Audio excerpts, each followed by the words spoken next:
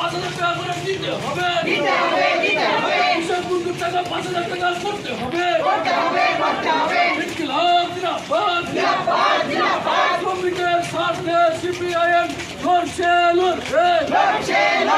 বেকারের কাজের দাবিতে সিপিআইএম লড়ছে চাকরিতে দুর্নীতি হলো কেন মোদি মমতা জবাব দাও চাকরিতে দুর্নীতি হচ্ছে কেন মোদি মমতা জবাব দাও ইনকিলাব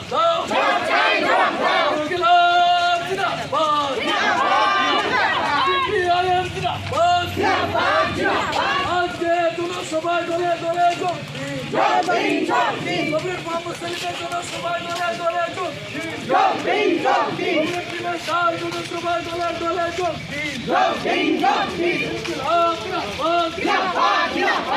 কাজের সময় বেতন দিতে হবে বেকারের কাজ দিতে হবে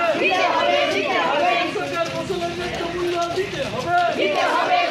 বেকারের কাজ দিতে হবে মজুরি বাড়াতে হবে মজুরি সরকারি অনুযায়ী বাড়াতে হবে অবিলম্বে কমাতে হবে প্রত্যেকটা বয়স্ক লোক 5,000 টাকা দিতে হবে